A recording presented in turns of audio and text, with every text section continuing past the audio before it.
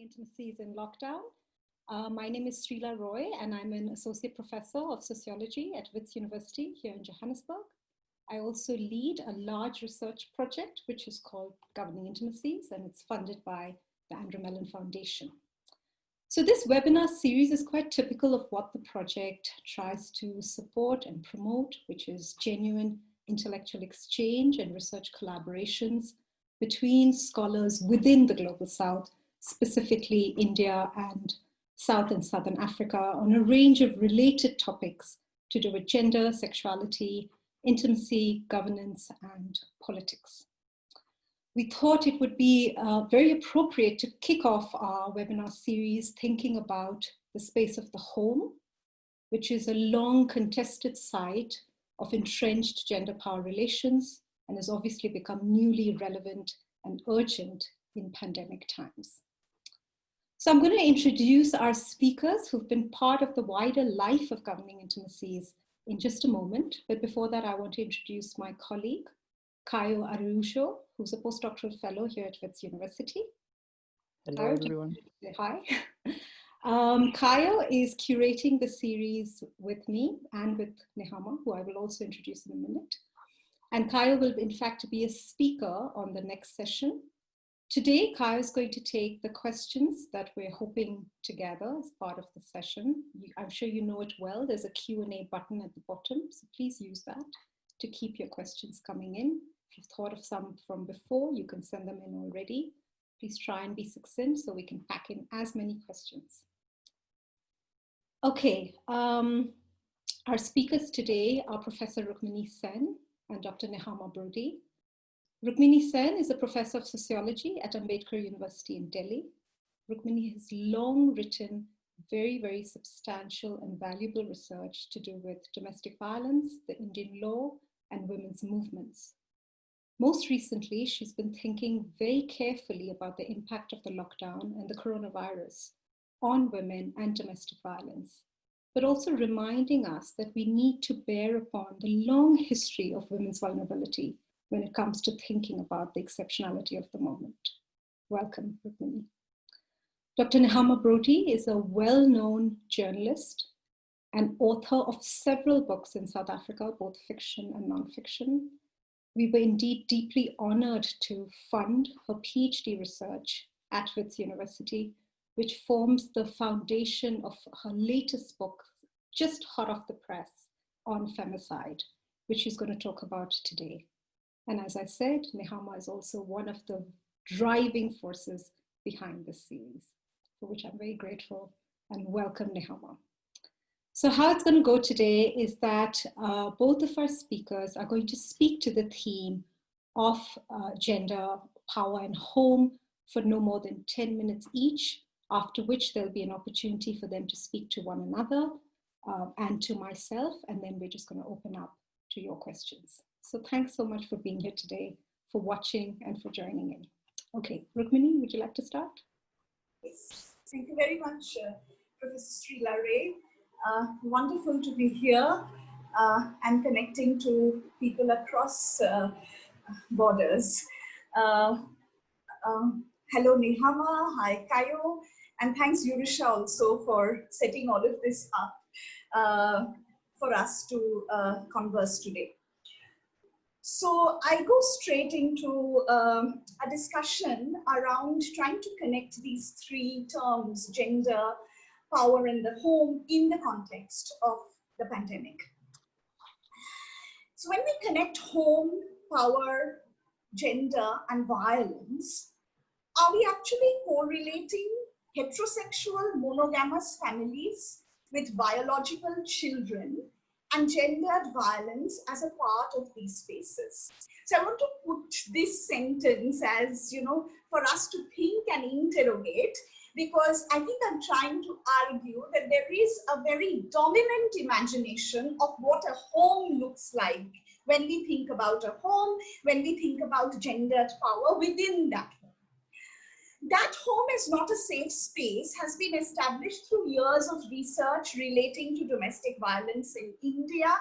For instance, for many married women, for people, mostly women with disabilities, as well as for those exercising personal choices, like that of choosing one's own sexual companion, words like caged, trapped, confined, control have been synonymously used with the home. So when we are told stay home, stay safe, it is important then for us to interrogate what really does this space called the home means.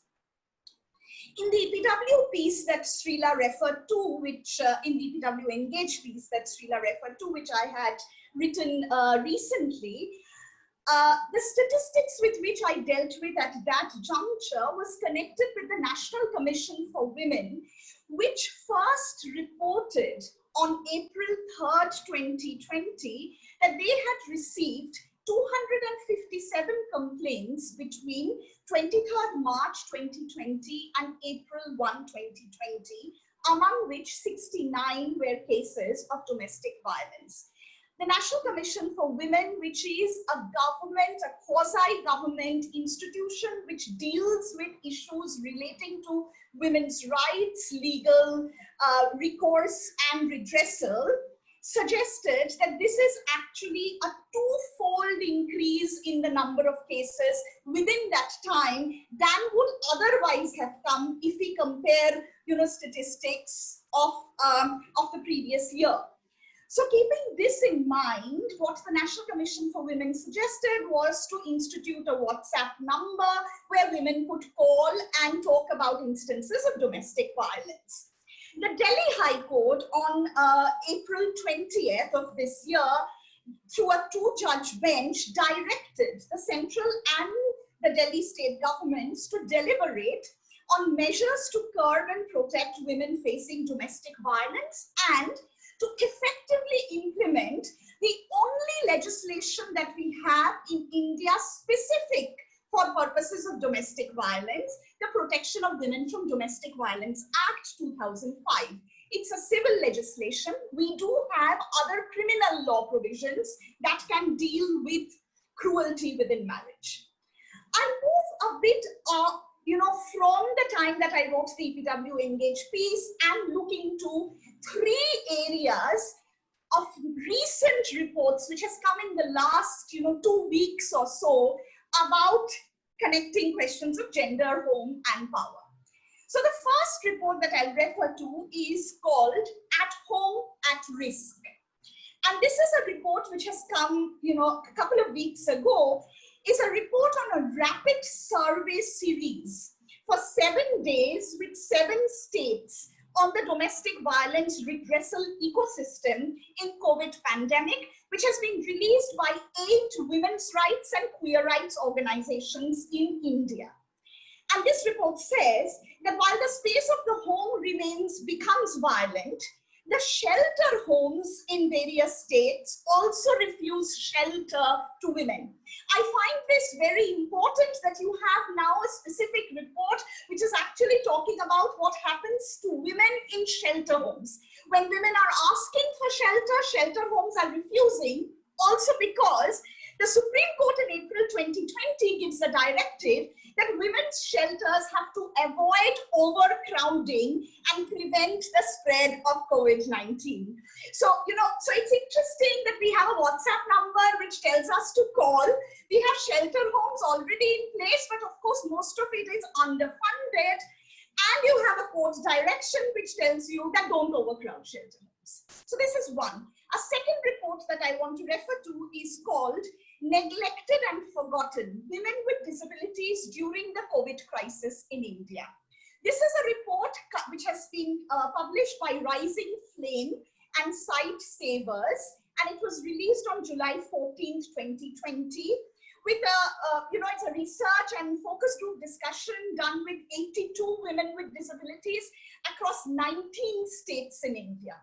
And what this report actually points us towards is that during the COVID-19, during the pandemic, all kinds of independent living institutions have actually closed down for women with disabilities. And women with disabilities are being forced to live with abusive, usually natal families or abusive marital families. So what happens, so the report actually points out what happens when the caregiver is the violator. That's the main question, which is more important for persons with disabilities. A third area that I want to talk about, which is not really as a report yet, however, there is nothing in the Indian laws to consider violence faced by sex workers as domestic violence, since there is no concept of a shared household or a domestic relationship, as the Domestic Violence Act requires to prove that domestic violence has actually happened. So there have been, 2 or 3 things that has been happening with respect to sex workers, and I want to highlight those. The first is, and this is coming from the president of the All India Network of Sex Workers in Delhi, who says that 60% of sex workers from Delhi are actually moving back to their hometowns. But the more important point associated with this is that there are a couple of interviews that these sex workers give to the journalist, and they say that they have come to the city in search of job, coming away from an abusive home. And the pandemic actually makes them go back to that abusive home. So that's one kind of thing that is happening. A second thing that is happening is that, and this is a report that is coming in from Bangalore, where we see that sex workers have actually resumed work after lockdown restrictions have been eased, and they are in the fear of contracting COVID-19. Geeta, who is the coordinator of Sadhana Mahila Sangha, an organization working in Bangalore with sex workers, she says that although the state government have made separate policies for barbers and drivers, they forgot the sex workers from it. So where is it that in all of this discussion, sex workers fit is something that we need to take into consideration.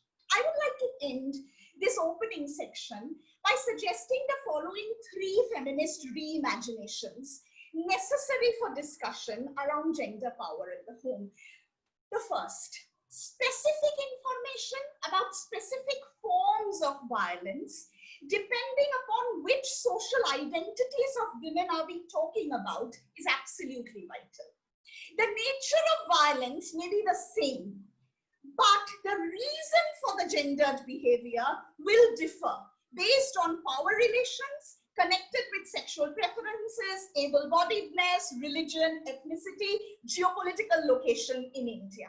So that's my first, reimagination and rethinking that we need to do. The second, the dominant imagination of the home needs to be destabilized in 2 ways. One, home is also a single woman with a dog, 3 elderly siblings staying together with an adult single nephew, adult heterosexual companions sharing a household, not because or through marriage, 3 friends sharing a flat in a city, not in their hometown, but for purposes of education or jobs.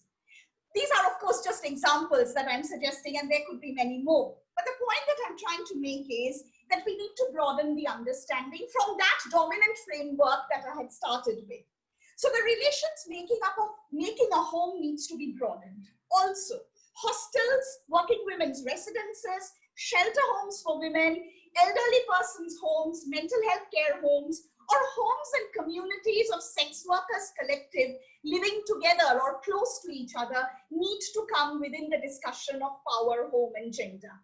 Meaning that there are different groups of people who co-live in a residential place for multiple purposes: age, mental health condition, livelihood, etc.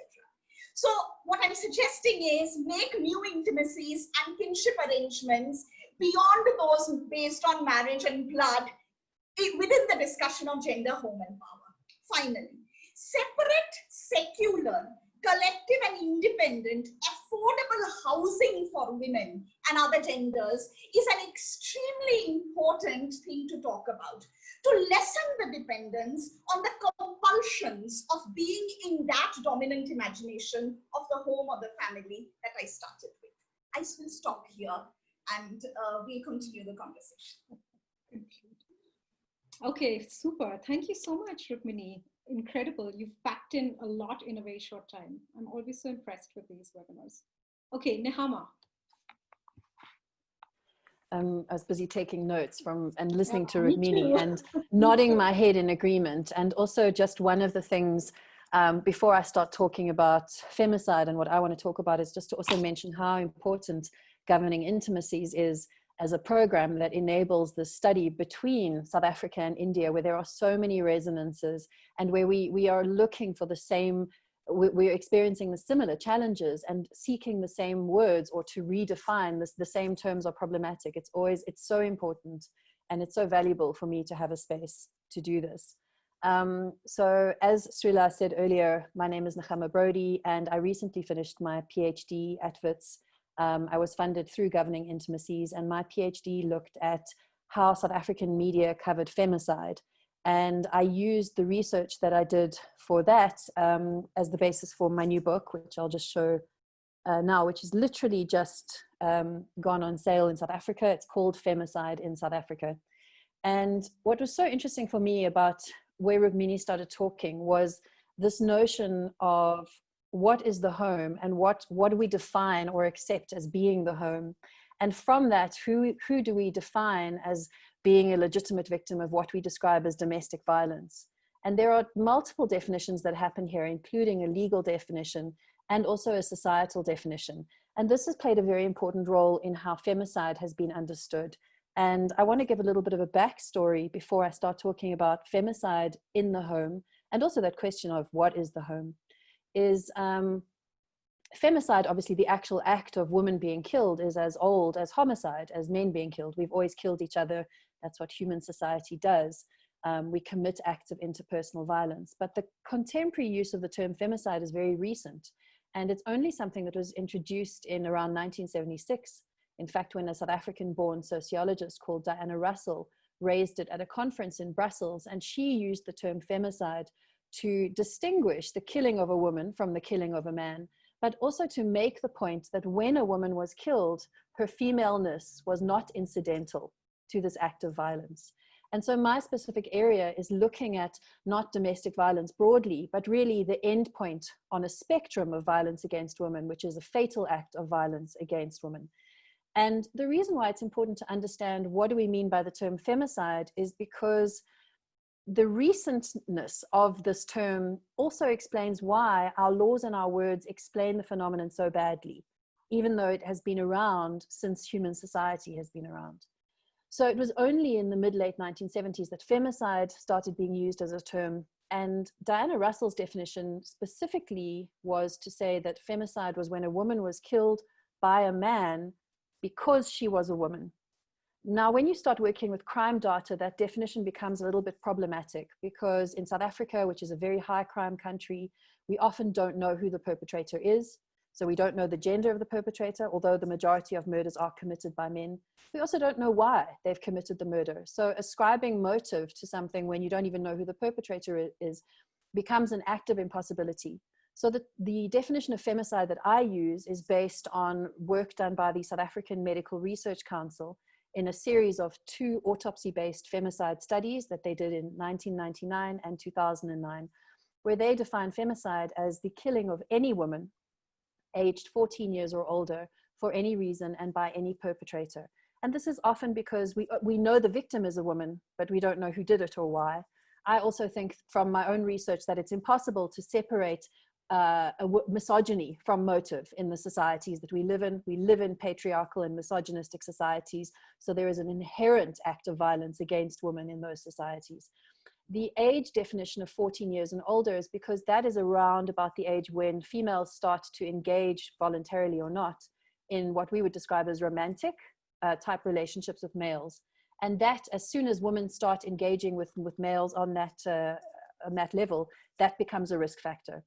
And the reason for that is, although we know violence against women exists on a spectrum or on a continuum, really, because it never stops, violence within the home, however you define the home, is really the central location of violence against women. We know that this is where particularly most fatal violence takes place. And in South Africa, we know that more than half of the femicides that are committed by a current or former or rejected intimate partner. And what was interesting for me when I started working on my book, my thesis looked at 1 year's worth of femicides that took place in 2012 and 2013. When I was writing my book, Femicide in South Africa, I wanted to take a longer historical view. So I started looking back through media reports going back to the late 1970s, which was the oldest that I could easily access using digital archives.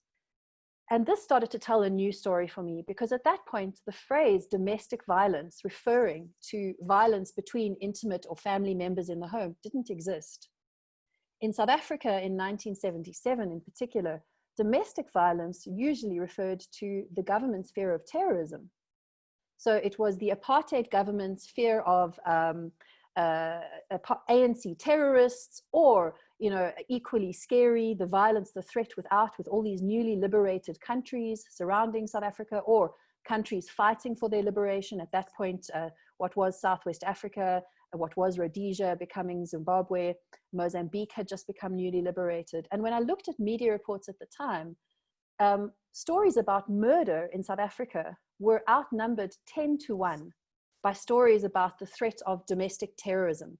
And so that was really the focus of what domestic violence meant in South Africa in the late 1970s. Where we did see news coverage of intimate partner killings, and I'm specifically talking about killings within the home, these were stories that were always focused on white families. And I'm going to talk about how Black female victims were or were not covered at the same time. And the pattern that we see in the late 1970s is because there's no word for domestic violence. In fact, there's no law against it, particularly. There's no law against marital rape. That only happens, 30 years later. These acts are described in euphemisms of the time. So you'd get a story of a lawyer in an upmarket suburb waking up one morning and shooting and killing his wife and 2 out of their 3 children, blinding the 3rd child for life. The husband gets taken in as a guest of the state into a psychiatric facility. The judge, who was known as a hanging judge, who sentenced more than 1/3 of all eligible death sentence cases to death in his time on the bench, had this man appear in front of him, decided that he wasn't culpable for his crimes, acquitted him of murder, and said that it was in fact a love story. It was an act of love that had gone terribly wrong. And so this is how domestic violence in South Africa in the late 1970s is described. It's men who've committed acts of love by killing their wives or killing their families. Another way of representing that was also the invisible perpetrator. So you would read a story where a family killing would be described, and the headline would be, "Family is murdered." And it would only be in the 2nd or the 3rd paragraph that the journalist would mention that the killer was in fact the father, and that it was his body lying there next to the gun that he then used against his family. And within this space, so when white men killed their intimate partners, it wasn't described as domestic violence. There was also a lot of descriptions of the social pressures that white men in South Africa in particular found themselves under. Well, the pressures I think all white men today can probably relate to. Women were taking their jobs. It was really tough to be a man in this rapidly changing society. They were under a lot of stress. And in South Africa in the late 1970s, most white men had also been through military service. So there was increased access to firearms in particular, and an increased sense of sort of threat that permeated the entire society. It was like in white suburban South Africa, there was this constant tension. What was interesting for me when I started to read through all these stories was not only how the idea of domestic violence simply didn't exist. In fact, that only came about in the early 1980s, once the term battered wives or battered women syndrome started to emerge out of psychological texts into the mainstream and started to be slowly used in the women's pages of the newspapers. And that was really the emergence where it finally dawned on people that domestic violence was a thing that happened within the home, and that maybe wasn't just a private matter. It was something that society should be concerned with. But where I'm going to conclude on this, the interesting part was this was only looking at white families, which made up a very small proportion of the murders that were happening in South Africa. When I started looking at newspaper coverage to see what type of Black femicide victims were reported on, I found nothing. So South African newspapers in the late 1970s simply didn't report on violence against Black women, except for rape. So the way Black violence against women was reported on was a rape crisis that emerged particularly in Soweto in the late 1970s, not coincidentally after the events of 1976 and the student uprising. But the idea that when Black violence was represented, it was always represented as collective, and it was experienced almost as a collective and described almost in atavistic terms. But the idea that individual interpersonal Black violence could exist within a male, female, or a domestic relationship in the Black community in South Africa was simply not present. And it wasn't acknowledged at all by the press. And so that's very interesting, which means that our entire understanding of fatal violence against women in South Africa historically has been premised on only recognizing fatal violence against white women and relegating fatal violence against Black women to some kind of an anthropological or even, ethnographic type of study. And this has had resonance right through today, and where we find people making false claims about a white genocide or overrepresenting the importance of white victims and continuing to overlook Black female victims in this spectrum and this continuum of violence. I'll stop there. I think my time is done, and I'm looking forward to an exciting round of questions. Wow. Okay, I could see Rukmini nodding right through. So I think there's quite a lot that's going. I mean, certainly in my mind, I have thinking more about how this links to the Indian context. And Rukmini, I really do want to hear what you're thinking about what Nechama said. But I'm also thinking about both of your orientations towards governance and the law, and what role the law plays in a sense, naming particular forms of violence, which originally were not considered domestic violence. So, I mean, in the South African context, that's so fascinating, right? How the state makes this discursive shift, and then the category of domestic violence becomes something else, right? It's naming a different kind of violence as opposed to something else. But of course, there's also an excess that the law and the state, the language of the law cannot capture, and we know this well, and not least that that the site of the home is one of instability, and that the law can't really capture. But I'm actually also thinking of something far more, I suppose, less theoretical and far more pragmatic and of the moment, which is also, and it's so specific to the burdens that we carry, right, from India and South Africa, this constant sense of why is it that, we always have to face the problem of violence against women, the problem of violence against women, against gendered and sexualized minorities. And actually, I'm also thinking about queering the home, but maybe we can come back to that, or maybe there'll be an opportunity to come back to that in terms of the Q&A. But I'm really thinking about this moment where the question of violence is so present, so much so that for our Indian audience who may not know, I mean, the South African president has constantly talked about GBV in all of his very regular announcements around the pandemic and the lockdown. So GBV as a category has become so present in all our living rooms in this time. And yet, as researchers, and particularly as feminists, we always have to answer this question, that we are somehow these exceptional sites for the endurance of these forms of violence. And what do we say to that? Sorry, that was just, you don't really have to answer it. I'm sure you have more things to say to each other, but those are just some immediate thoughts that come to mind.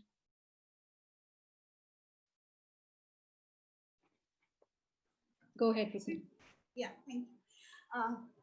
So just a couple of things that's coming to mind from what you said, Srila, and then two things as I went through the first few chapters of the book. Thank you so much, Nechama, for sharing that, and it was wonderful to actually see very interesting connections, and I'll talk about that when I get to you. But one of the things, Srila, that you said, in this context of law and governance and producing and naming particular forms of violence before maybe even domestic violence. So I was actually thinking about the Indian legal, trajectory of that. And we start with dowry death. So we start with death. And I think that's kind of something critical to remember. We start with death. we also, during nearly the same time, we get to cruelty within marriage. But just to go back, when we talk about dowry death, it has to happen within 7 years of the marriage. And it also has to happen in unnatural circumstances. So that has to be proven. And it has to happen because of the giving and the taking of dowry. So all of this has to be proven in order to show that this is a dowry death. Then it's, cruelty within marriage by the husband or husband's family. This cruelty includes both physical and mental cruelty. However, the kind of cases that go to court, we continuously see physical cruelty, and we actually also see physical cruelty getting connected with dowry. So it is not a dowry death, but it is a physical cruelty because of the giving and the taking of dowry. It is only in 2005 that we get this category of domestic violence. And very interestingly, we don't get it through a criminal law, we get it through a civil law. And it is this law, this legislation, which actually for the first time defines what is a shared household, defines what is a domestic relationship, gives right to residence for the aggrieved woman who is making a complaint. Yeah, so she will not be thrown out of the house because she has gone and made a complaint, maybe against someone with whom she lives. So this is the first time in 2005 that women actually get something called right to residence through a domestic violence act. But it also broadens it up and doesn't link domestic violence only with marriage, but says something like relationships in the nature of marriage. So, marriage of course remains the reference point through which other relationships are understood. So that was, kind of just trying to think as to how terminologically shifts have actually happened till we got to domestic violence up front. Nechama, there were two things that I was, wanting you to maybe discuss a little more. One was this thing around numbers, and there's this brilliant paragraph where you say that femicide doesn't just happen every day in South Africa. It currently happens around 8 times a day, and then you actually break that down and also say who are the perpetrators, and we clearly, and as you also said right now, that it is people who the woman knows who are the perpetrators. In India as well, when we look at statistics around who is the perpetrator of rape, not just domestic violence, even who is the perpetrator of rape, we actually end up seeing that women know this person who has raped her. So I'm kind of trying to understand that what is happening with respect to numbers in the South African context with respect to femicide. How would you unpack those numbers? What would you have to show through those numbers, both in terms of maybe deaths, but also in terms of this, very amazing thing that you said as to how newspapers would report it, how would it get reported in the newspapers? So the number story is something that I'm, wanting you to tell us a little more. The other, which is again another very interesting connect, was when you said through one of the reports, a 2008 report, which did not take into consideration that it was actually a lesbian woman being killed, but they did not categorize it under femicide. You said that report adds that the alleged misuse of the term femicide occurs while the incidence of female homicide resulting from domestic violence or violence emanating from broken relationships is unacceptably high. There's something probably to be talked about, this use of the word misuse when it comes to discussions on domestic violence. Clearly in India, as Srila, you also would know, and also in the context of South Africa, right? That where is this misuse coming from? What is the basis of it? And I think what I would want to know from you is that how is it countered? Because I think that's an important thing that as feminist researchers we also need to engage with. How do we actually counter this discourse around misuse? All laws are misused quite clearly, but this discourse around it. So these are the two things that I thought included. Nechama? Okay, I'm going to respond quickly to those before my brain skips again. And thank you for the questions. And again, so many interesting things about what Rukmini says there, which is talking about how do you investigate a dowry death? Well, I mentioned dowry killings in my book because it's important when you research femicide to understand that femicide has slightly different patterns in different societies. So in South Africa, we have certain types of femicides that are more common. So the hate killings of Black lesbians is something, it's not unique to South Africa, but it is particularly common here. Dowry deaths in India are particularly more common there, obviously because we don't have dowries in non-Indian cultures in South Africa, but it's important there and the way it's represented. And this also tells us how do we define it, but also how do we investigate for that? Something that's so interesting for me when I read reports from autopsy-based surveys is, for example, with sexual homicides where there is alleged rape and homicide, is that often the victim is strangled, which is usually associated with a rape anyway. So strangulation is used to subdue the rape victim. But it also points to the fact, for example, that if a victim is strangled during the course of a femicide, that police officers should then look for evidence of sexual assault as part of the crime because it may be an indicator. But police officers are not trained to correctly investigate femicides because they treat them as a homicide and it has very different markers, it has very different patterns.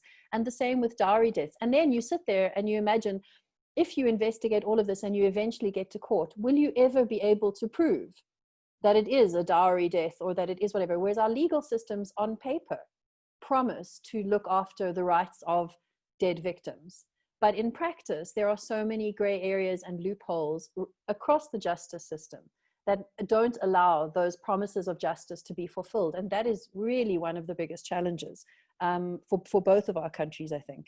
In terms of the numbers, that's a really important question. And I think it relates also to this notion of misuse of the term femicide.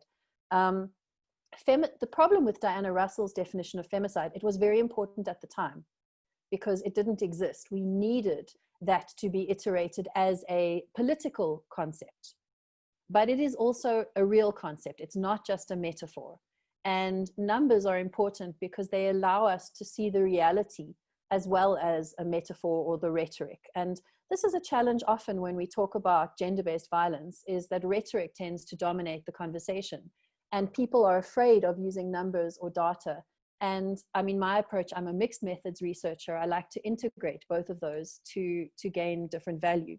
And the numbers around femicide are staggering. And South Africa has fairly decent data collection, but even then it's a struggle to get accurate information. And then equally challenging to explain to people what those numbers mean, because the numbers are so huge that there is a sort of a number numbness. How can any of us really conceive of 3,000 women being murdered? It's inconceivable. I mean, I can't even imagine what 3,000 women would look like in a room. So it's very hard to wrap our heads. And those are just the numbers for women, obviously. There's many, many more men who are killed every year. And so part of the work that I try and do is to see how those numbers relate back, but then link them back to individual stories so that we keep on remembering that these are people and not just numbers. And also this isn't just rhetoric, and this isn't just a sort of a meta definition of something, that this relates back to a real case or a real person. So in the South African context, the other thing is with numbers, we also have to take population into account. Obviously, India's population is so much larger than South Africa. So, you know, we have to use our population base rates to balance out our individual numbers. But within South Africa, I remember once someone on social media saying, you know, oh, you say 8 women are killed a day, but yesterday 16 women were killed. How is that possible?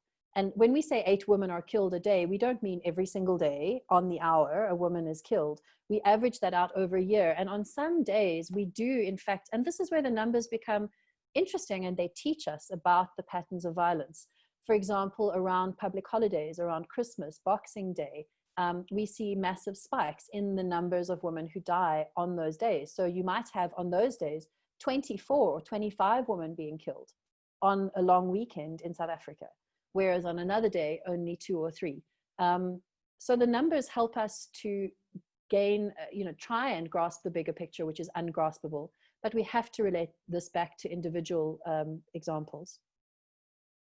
I'll stop for a bit. Great, thank you. I think that's timed really well. Thank you so much.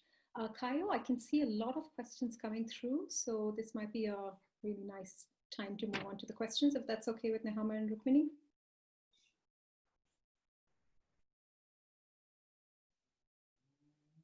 Well, first of all, let me thank again our panelists and all the participants who were sending very interesting questions. I feel in the various questions, there are 2 issues that are raised quite crucially. First is the notion of reimaginations of home, reimaginations of what it is governance of intimacies and of this domestic space. So I think there are 2 very interesting questions regarding these issues.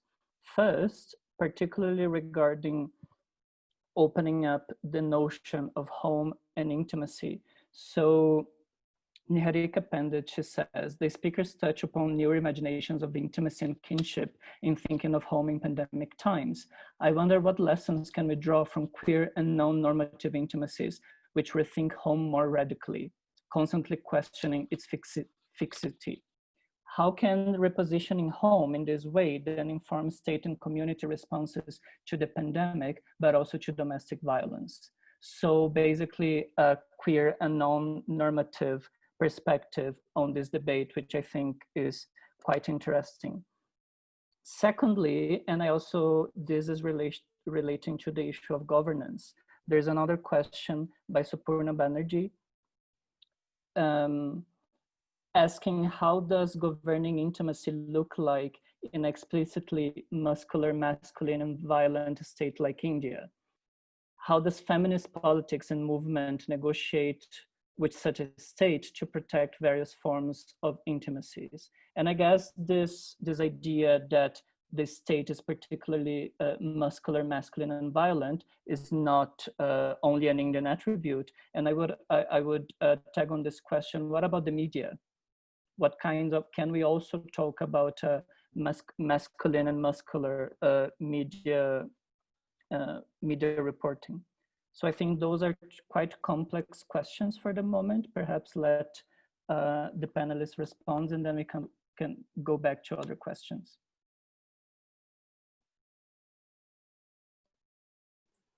Rukmini, do you want to have a go? Sure. So yeah, thank you very much. I've also been trying to see the questions that are coming in, and thanks for all the engagement that everyone who's participating is doing. So just maybe 2 or 3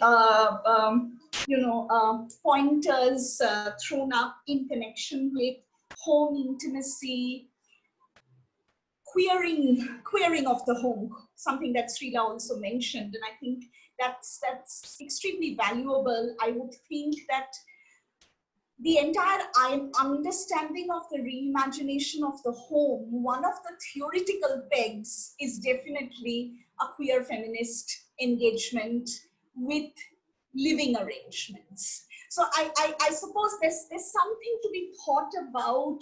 What kinds of living arrangements are we talking about? Primarily because, very interestingly, both the state as well as Kayo, as you mentioned, the media, and if I may, with some amount of hesitation, also say that the ways in which campaigns have happened, there seems to be a dominant metaphor of the home. Of course, over a period of time that has changed. Over a period of time, there are ways in which, as just now, as I was saying, there is a broadening up of the understanding of who is facing the violence in the home. and what is the relationality between the perpetrator and the aggrieved person. But I would still think that marriage remains very central to this imagination, from the state, through the laws, through media. So that is something to really think about. I'm remembering a piece that Ruth Vanita wrote many years ago, and it was called The Contemporary Issue of Gender, or the Contemporary Theory of Gender, if I'm not wrong. And she had raised a very valuable question, which is that our campaigns about which interrogates marriage, do they propose a lesser happy family?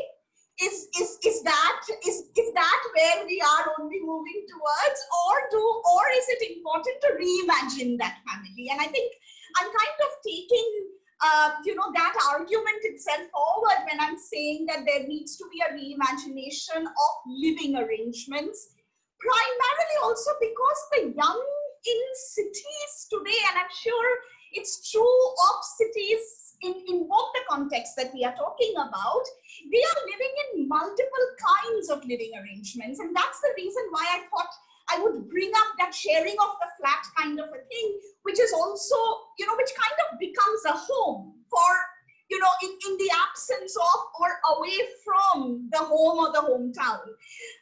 So I think that, and there's a lot to be thought through. I would think Janet Carsten's, or how do we choose families? I'm sure that is something. On the entire feminist anthropology turn to queering the pitch and queering kinship. I think that's valuable. The discussion in India around decriminalization of Section 377 is equally valuable. But to move from there to talking about civil rights for people who are in same-sex relationships, I think that is also equally important, because it is within those civil rights that questions of, sharing the home, questions of who do you share your property with? Who can you make your nominee in a bank? Who will sign the bond when your partner gets into the hospital? So, these are just to use something that Nechama has used, and I thought it was so vital, that these are real situations. And I think it's important to, to engage with these real stories, because these are real narratives. These are not, abstract metaphors that we are talking about.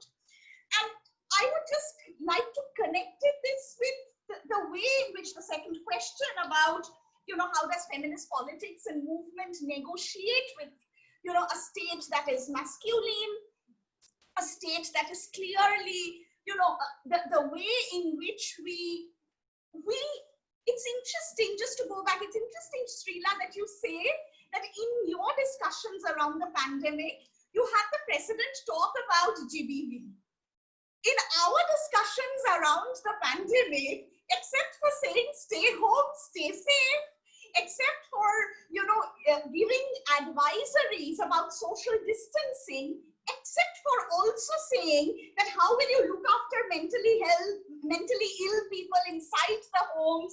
How will you look after children in the homes? How will you look after elderly people in the home? It's very interesting to look at these advisories that the government of, the Ministry of Health and Family Welfare have come up with since the pandemic. And it kind of imagines that everything happens only inside the home. And the home is this place where there is a mother, there is a father, they are living with their grandparents, there are children, and there can also be the elderly who needs care. Yeah, so and we did not hear, we still haven't, other than the quasi-government body, the National Commission for Women, talking about and coming up with that WhatsApp number, we actually haven't had the government recognizing that domestic violence rates have actually gone up during the pandemic. We haven't heard that. So yes, clearly, it's being said that it is a shadow pandemic. The WHO has acknowledged it, but I haven't seen anything coming out from official sources which actually says that this has happened. So the hesitation to even say that domestic violence rates have increased during the pandemic, one can only imagine what it would be like to reimagine that domestic from that masculinist, notion of this. I'll stop and it's so interesting because it's a double-edged sword when government acknowledges you and doesn't, because in fact, in the last chapter of my book, I talk about this challenge of the protest movement to try and raise awareness about gender-based violence in South Africa, and where this interfaces with organs of state and measures taken by the state. So they acknowledge it, but the type of activism often also tends to reward or encourage what I find is quite a meaningless acknowledgement, where if you as a protester, you go and you say, I demand that you acknowledge that, violence is intersectional and that gender-based violence affects women, and then the government says, yes, we acknowledge it. You haven't achieved anything. And it's a real challenge, is how do we shift our language so that we actually demand that government does more than acknowledge, but responds to it. But I want to return again to this definition, and I can see in the chats on the side as well, this discussion around what do we include as the domestic? What do we include as home? What do we include as family? What do we include as marriage? Because this was also equally important for South Africa, not just on a societal level or for journalists or media, but also in terms of our law books, because even the early iterations of the Domestic Violence Act did not include people outside of marriage. And automatically that includes, that immediately excludes anybody who's not in a cis kind of, or a heteronormative type of relationship. And, it's so interesting. There's a quote, I'm going to just read from my book here, from Phumla Kola, Professor Kola, where who's also written several books about gender-based violence, very, very important works in the South African context. And I write here that she notes that violence against women is not just part of patriarchal culture, but more specifically heteropatriarchal culture, where the only approved form of femininity was one where women were cisgendered, heterosexual subjects, had relationships with heterosexual men, and aspired to reproductive marriage. In an earlier paper, Gola commented that even under the Constitution of the New South Africa, women's empowerment only really applied to women when they were in the official public space in the workplace. A completely different set of rules continued to govern the private world of the home and the other spaces in between: public transport, the streets, clubs, restaurants, shebeens, and so on. And this is maybe going to be the next frontier of challenges for both our societal systems, but our legal systems, to acknowledge, as you say, sex workers within domestic relationships or intimate relationships. Maybe we need to start referring to them as intimate relationships instead of domestic relationships, because the idea of the home is so broad. And in South Africa, where you have multiple generations often sharing a home, or fragmented generations, a grandparent and a child sharing a home when the parent is not there or is working somewhere else. So we need to really challenge this definition so that we can understand and describe the phenomenon, but also so that we can offer protection to people and include them in this recognition that this is a place where violence occurs, and also that these are people who deserve protection, and not that they're, exactly as you say, that it's only sort of married people or married women in a reproductive marriage that are entitled to protection against perpetrators of violence. It's a very important question. Do you want to carry on to the next question, Kayo, before I... Yeah, Kayo, I think we have time for maybe a set of 2 more questions. Right. Okay, so I'm going to merge 2 questions that are related in topic, which relates to this idea of destabilizing dominant notions of the home. So there is here a very interesting comment by Paroj saying that there is often a conflation of the home and the house. So if you want to destabilize the dominant notion of the home, it is important to go beyond class-based understandings of home as a material site. So he says, it may be important to make a distinction between the material assumptions of home and affective orientations which the state completely discards in policy and developmental interventions. And then there is another question which relates to this issue by Sureka, which asks about what do we do with how do you think about governing intimacies of people in communities that are not allowed to call any place home? So there is an example here of waste speakers in India, or people who are unsettled by things like disasters. There's an example of floods, but I also think we can think more broadly with the pandemic about all the homes that are also getting unsettled. Then there is another interesting comment, and also because this is a question that is being raised quite a lot in the context of the pandemic by Barbara Holtman here from Johannesburg.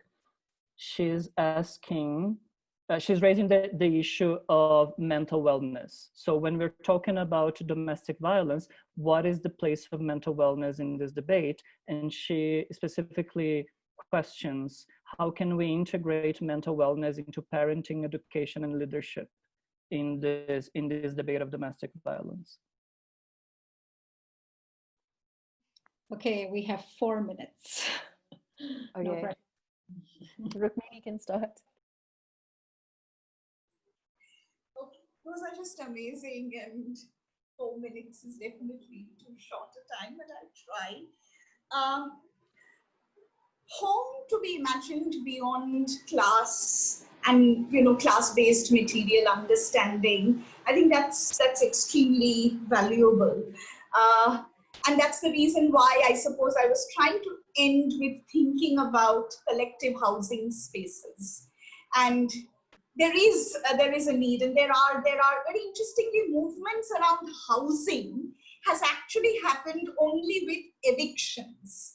That's the one place where we see housing, collective housing related movements happening. But I'm just kind of trying to think as to whether there is a need to think about collective housing in very, very different contexts, especially when we are realizing that violence is so central to this. Just one other thing, when you said this difference between home and house, for the census in India, it's actually a household survey that happens, and a household is considered of any one person or more than one person who shares the same kitchen. So it's just about that. This entire understanding of the family and the heteronormative thing of the family is actually not something which is connected with the definition of the household. And we have a whole sociology, anthropology debates in India around home, household, family, joint, etc., etc. But just that. The one last thing that I would want to say is that how will we even think about those who maybe cannot even imagine a home? Nechama, of course, indicated that with respect to the question of the sex workers. I would actually suggest many of us here who haven't read the Sex Workers Manifesto, which had come in 1994 in India from a sex workers conference in Calcutta, to actually go back and read it, because that did talk about talking to the family, talking to marriage and family in the way in which even the women's movement was understanding it at that point of time. It was an extremely important document which was interrogating the way marriage family questions were being posed in the 1990s. But also to probably think about the homeless, just even that as a category, I thought was valuable to kind of think about in this context, where everyone would be safe only within a certain, within the 4 walls of the home. So there is a way in which the public space seems to have been given up as if. And in the Indian context, and I'll just like to end there, in the Indian context, it's very interesting, because if you look at what was happening before we entered March, middle of March, most of what was happening in the public space. Through social movement protests relating to questions of citizenship. Yeah. And then you have the pandemic, and then it's, you know, it's like, it's the private, it's the home, so go back to the home, and, you know, all of that. So there was a very interesting, you know, last 6 months of this discussion around public-private blurring of those, and the question of citizenship, which I would think is actually so close to questions of governance and governing intimacies with respect to keeping citizenship in focus. I would think that that is also something vital to think about. I'll stop, and Nechama would have the last few. You always give the best points to respond to, because there's so many, again, shared concepts there that are so relevant here. I mean, just going backwards through what you've just said, this question of citizenship, we see it now in South Africa, it's a constant, but where we see how the pandemic provokes violence against foreigners, okay, and foreign migrants, in particular, Black foreign migrants in South Africa. And what I was thinking about as you were talking was, again, how we started off talking about this notion of the home as this space, but it is a contested notion, is what is the home? But it really brings me back to this understanding that violence is a very intimate act most of the time. And it occurs often between people who know each other, as you said earlier, intimately or as family members. In fact, I think if we included family members for the definitions, it's, you know, 2/3 of femicide or more are committed by somebody who's known closely to that person, to the victim. And it really suggests that we need to challenge ourselves a lot more to rethink about this intimate nature of violence, rather than being something that a stranger perpetrates against a victim. But it's something that we do to each other, to people that we know, that, you know, that is done to us by people that we know. And when we start to look at that, we realize why home is not a place of safety, and how in the pandemic, having a home to go to didn't necessarily mean that you were safe. Although having a home to go to did put you in a relative place of privilege compared to many people who didn't or don't have homes, it still didn't mean you were safe. And it's like that quote when people were talking about migrants crossing the Mediterranean. You don't put your child on a boat unless the water is safer than the land, you know? You don't return home to your house when your house is a place of violence, unless that is safer than the outside. And then maybe we also need to ask ourselves the question of, what is the outside? What is outside of the home? What is public space, and what does that represent to us? And I think in India and South Africa, public space has become increasingly threatening for women. It's a place that you don't want to engage in on your own. You cannot be alone as a woman in a public space and be safe. And it is a terrible sorrow as a woman. I mean, imagine how free it must be to be a man and to just be in the middle of a field somewhere and it's completely fine. Obviously not all men, but, you know, nominally.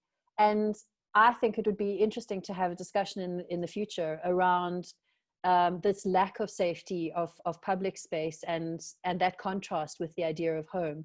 It made me quite sad, though, that there really is no space where a woman can sort of just be and know that she doesn't have to look behind her or look over her shoulder all the time, or keep one eye open and one ear listening out for, you know, the tread of footfalls.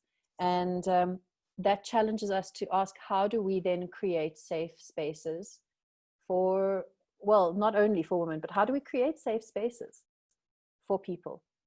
Because, you know, nowhere exists really that's truly safe, and that is quite a scary indictment of our society. But yeah, it was an interesting checklist, and I do think that the notion of citizenship does play a very strong role there. Whereas nationalism increases globally, we try and now create places of relative safety for people who are like us, and by doing so, we very quickly want to exclude people who are not like us. And that's going to become an increasing and growing threat for society. And then also, again, who we measure is or isn't a victim of violence. Because what history shows us is that we are willing to recognize that somebody is a victim if we can relate to them and if they are like us. But that historically, we are not willing to assign victim status to anybody that we don't see when we look in the mirror. I'll stop there and see if we've got time for one more question. I don't know.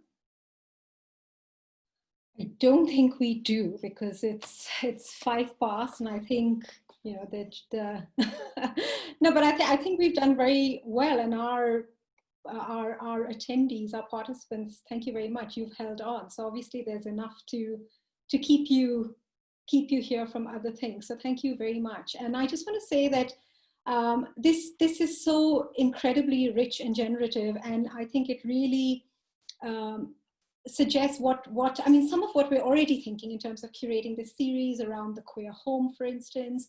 But it suggests so much more that we have to think about in terms of, you know, our conjoined intersectional histories of arrival and return at this moment. Like, you know, thinking of the space of the home and thinking of movements within the home and outside of the home, and space and time, and just so much. So I just feel like it's, in a way, it's always kind of depressing to me that when we talk about India and South Africa, we have to start with violence. It's almost like that's the foundation. That's where you have to start with, and you have to end with this kind of really depressing idea of, you know, what is safety, and is that even, can we even start with reimagining it? But I just want to tell everyone who watched and is still holding on that there will be very other ways in which I think the series will try and imagine not just these two locales, but what we think about intimacy in this particular moment.